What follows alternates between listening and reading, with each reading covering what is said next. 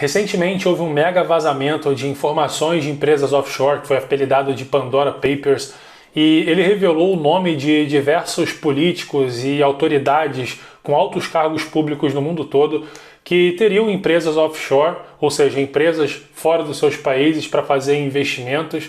E aqui no Brasil, os nomes revelados foram do Paulo Guedes, ministro da Economia, e do Roberto Campos Neto, que é presidente do Banco Central. Isso gerou uma série de discussões sobre se eles podem ou não investir fora do Brasil, até chegar num ponto de uma certa influência recomendar para os seus seguidores, para os seus inscritos, de não investir fora do Brasil, de não mandar dinheiro para fora do Brasil, o que é um absurdo. E nesse vídeo eu vou falar sobre tudo isso e sobre o prejuízo que você vai ter se não investir fora.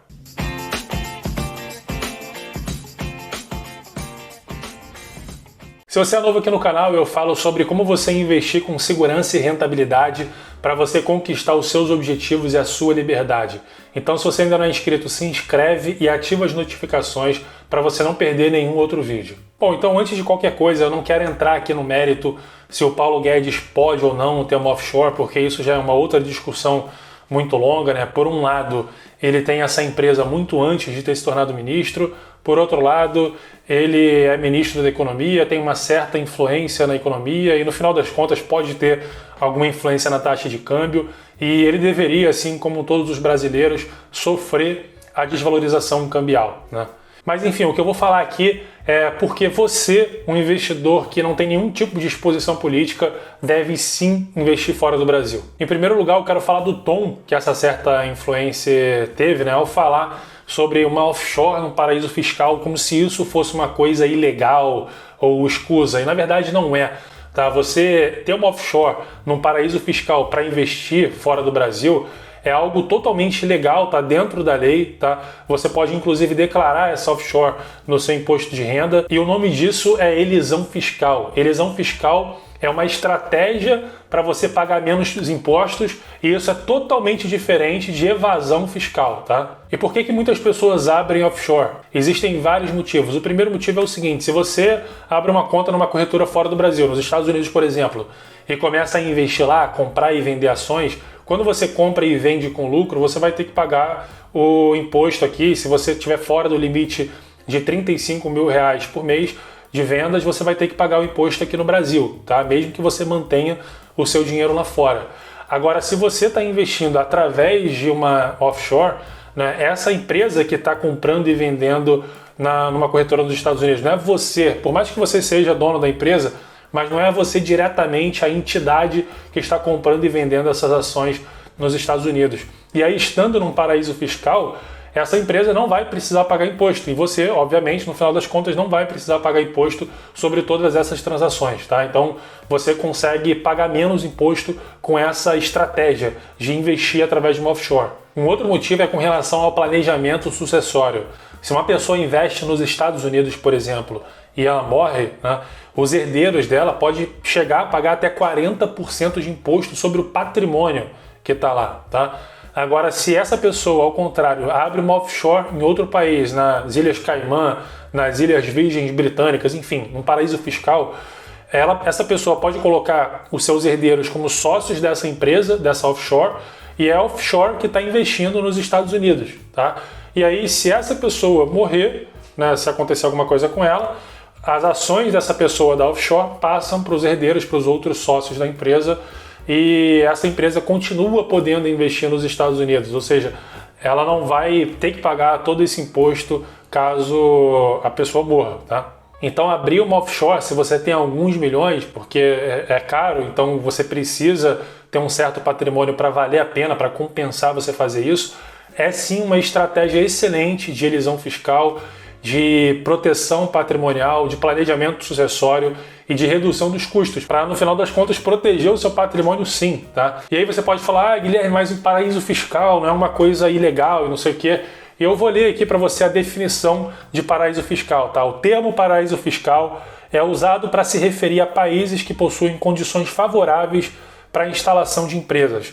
A Receita Federal os classifica como países ou dependências com tributação favorecida e regimes fiscais privilegiados. Entram no grupo países com carga de tributação inferior a 20%. Ou seja, paraíso fiscal é aquilo que todo país, no mínimo, deveria ser. Um lugar que é mais fácil de você abrir empresas e que não te roube via impostos. E um outro ponto que eu quero falar aqui para você, antes de te falar dos 3 motivos para você investir fora do Brasil, é o seguinte: um dos argumentos que essa influencer utilizou é que ela não investe fora do Brasil porque ele é patriota, né? E assim, cara, eu amo o Brasil, mas eu odeio a carga tributária de 40%. Cada coisa que você compra, cada investimento que você faz é uma parte para você e uma parte para o governo. Então, bota na sua cabeça o seguinte: a sua primeira pátria é a sua família e é o seu dever proteger o seu patrimônio e o patrimônio da sua família. E isso passa sim por você ter uma estratégia para pagar menos impostos. Pagar menos impostos nos seus investimentos vai fazer com que o seu patrimônio cresça mais rápido, com que você alcance os seus objetivos mais rapidamente, com que você tenha mais dinheiro para investir nos seus projetos de vida, né, coisas que você queira fazer. E pode ter certeza que se mais pessoas conseguirem alcançar isso, o que eu estou falando, isso vai ter uma contribuição muito maior para a sociedade, para a sua comunidade, do que você entregar parte do seu dinheiro para um bando de burocrata engravatado que está lá sentado na sua sala com ar-condicionado e não tem a menor ideia e pouco se importa também com o que o povo precisa. O fato de eu investir fora do Brasil não significa que eu não confie no Brasil e nos brasileiros, mas significa sim que eu não confio nos políticos brasileiros, em nenhum deles. E eu também não confio no Banco Central, que só desvaloriza o meu poder de compra, desvaloriza o real. A inflação aqui é historicamente alta e isso é independente de quem está no governo, se é esquerda ou direita, enfim, não importa quem seja. A máquina pública ela sempre vai inchar cada vez mais, sempre vai querer cobrar cada vez mais impostos, sempre vai querer que o Banco Central imprima cada vez mais dinheiro e isso desvaloriza o poder de compra da moeda, desvaloriza a taxa de câmbio. Se você acha loucura o que eu estou falando, vamos fazer um exercício, tá? Fecha os olhos e imagina os deputados e senadores, eles lá no Congresso discutindo aquelas coisas lá, né? Qual a imagem que vem na sua cabeça? Você realmente confia nesses caras? Então reflita sobre isso, tá? E dito isso, vamos lá, vou te falar aqui os 3 motivos porque você deve sim investir fora do Brasil. E aqui eu estou falando de você realmente mandar parte do seu patrimônio para fora do Brasil, mandar para lá. Não é investir através de instrumentos financeiros aqui dentro do mercado brasileiro não, tá? E o primeiro motivo é você se proteger contra a inflação e a desvalorização cambial. E só para você ter uma ideia, de 94 até 2021, 94 porque foi quando o real entrou em circulação, né? A inflação americana foi de 84,6%, tá? Bastante coisa, também não acho legal, mas a inflação aqui no Brasil foi de 922,26%, ou seja, mais de 10 vezes o que foi a inflação americana, tá? Isso significa que R$100 de hoje é equivalente a aproximadamente R$15 lá de 1994. O real perdeu mais de 85% do seu poder de compra. E isso leva também à desvalorização cambial, né? Pela teoria da paridade do poder de compra da moeda, a diferença de taxa de câmbio entre uma moeda e outra fundamentalmente está ligada à inflação, à diferença da inflação de um país e do outro. Então, por exemplo, se a inflação no Brasil, historicamente, é maior do que a inflação americana, ao longo do tempo, o real vai se desvalorizar diante do dólar. É claro que tem outras forças que influenciam na taxa de mercado, mas a longo prazo é isso que tende a acontecer. E esse é um dos principais motivos, sim, que o real saiu lá de 1 para 1,94, aproximadamente 1 para 1, né? Chegou a cair até um pouco abaixo disso. E agora está aí acima de 5,40, beirando 5,50, bateu em R$6 aí nos últimos meses, tá? Esse é um dos motivos. E para você ter uma ideia, desde o começo de 2020 até agora, setembro de 2021, o real se desvalorizou 27,12%, tá, diante do dólar. Então, o jogo dos investimentos não é só você ganhar da inflação interna, que já está passando de 10% aí nos últimos 12 meses, mas também ganhar da desvalorização cambial, porque o dólar caro não é bom para a economia, como eles querem que você acredite, tá? O dólar caro é péssimo para a economia porque impacta diretamente no seu bolso, impacta diretamente no seu poder de compra. A população como um todo fica mais pobre à medida que o dólar vai subindo diante do real. O segundo motivo por que você deve investir fora do Brasil é o risco de conversibilidade da moeda, porque algumas pessoas falam assim, mas aqui no Brasil você consegue se expor ao dólar, você tem fundo de ouro, você tem até ETF de ouro agora, né? Tem as BDRs, algumas, mas tem tem fundos de investimentos que investem no mercado internacional, fundos multimercados, né, ou fundos até de renda fixa também. Mas a questão é a seguinte, quando você investe nesses instrumentos dentro do mercado brasileiro, você está dentro da jurisdição do real.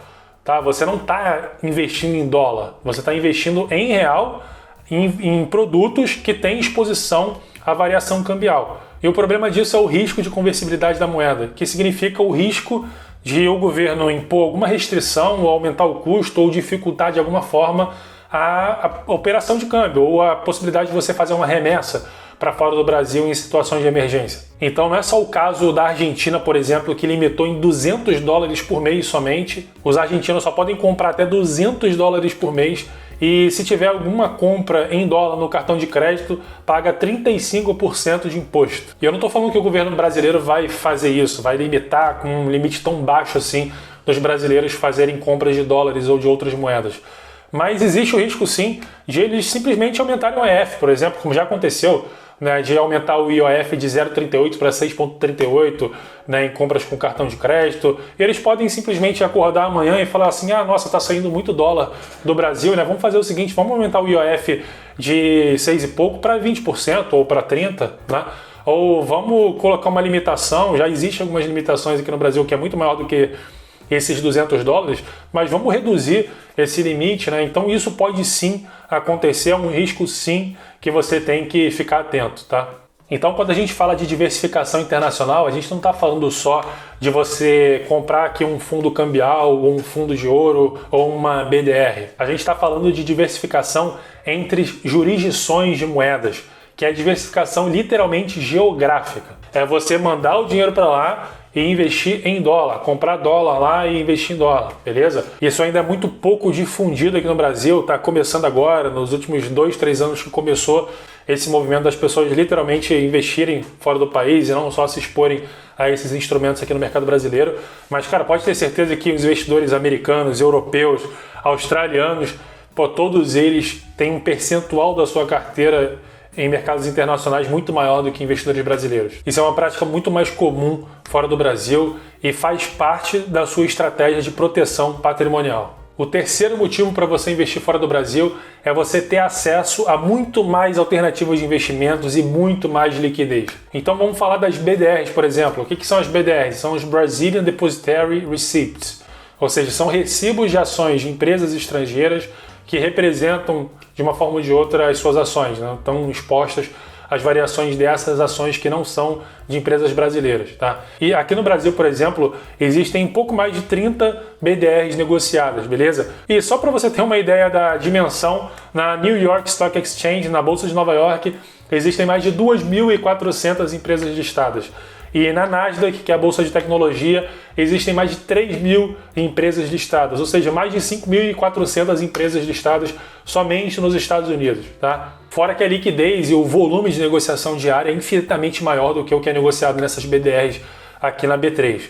E com relação às ETFs, que são os Exchange Traded Funds, ou seja, os fundos de investimentos que têm cotas negociadas em bolsa e representam, às vezes, ouro, prata ou uma determinada carteira de ações ou um determinado setor, enfim. No Brasil, existem um pouco mais de 40 ETFs, tá? E globalmente, no mundo todo, existem mais de 7.600 ETFs. Só nos Estados Unidos, mais de 2.200 ETFs, tá? Então vamos falar só dos Estados Unidos, 2.200 ETFs contra 40 e poucas aqui no Brasil. Então pensa na variedade de ETFs que existem por lá. Existe ETF de ouro, de prata, de mineradora de ouro. E tem uma história importante também para te contar aqui sobre as BDRs, que é o seguinte: até muito poucos meses atrás, os investidores pessoas físicas não podiam investir em BDR. Já existe BDR no Brasil há muitos anos, mas só agora em 2021 que os investidores pessoas físicas foram liberados para investir em BDR. Depois de mais de 10 anos de mercado de alta nos Estados Unidos, só agora que os investidores brasileiros podem investir em BDR. E aí eu comecei a pensar de por que disso, né? Por que só agora começaram a liberar BDR, começaram a listar um monte de BDR nova e tudo mais, ETFs novos também, que tem exposição internacional, por que só agora, né? E o ponto é o seguinte: até 2018, 2019 aproximadamente, era muito difícil para um brasileiro investir lá fora, tá? Eu lembro que quando eu era assessor de investimentos e representava a XP, a gente tinha a possibilidade de investir, oferecer investimento fora do Brasil para os clientes, mas só para quem tivesse mais de 100 mil dólares para mandar para lá. Então, para um cara que tem 100 mil dólares para mandar para lá, ele teria que ter pelo menos uns 500 mil dólares em termos de investimentos no total, né, para ter condições de mandar 100 mil dólares para lá. Ou seja, era para investidores que tinham pelo menos alguns milhões aí, pelo menos, não era para qualquer um, tá? Mas de uns tempos para cá começaram a surgir alternativas, corretoras e contas digitais facilitando muito a vida do investidor brasileiro que quer investir lá fora. Para quem me acompanha na minha carteira soberana, que é a minha carteira pública de investimentos, que eu divulgo tudo que eu faço, os resultados e tudo mais, eu mandei R$100 para uma conta numa corretora americana, tá? R$100, beleza? Então hoje em dia está muito mais fácil. E é óbvio que certamente aconteceu uma pressão aí por conta dos bancos e corretoras brasileiras junto aos órgãos competentes para poder liberar as BDRs para os investidores brasileiros, porque eles estavam perdendo clientes, né? Cada vez mais cliente mandando dinheiro lá para fora, tá?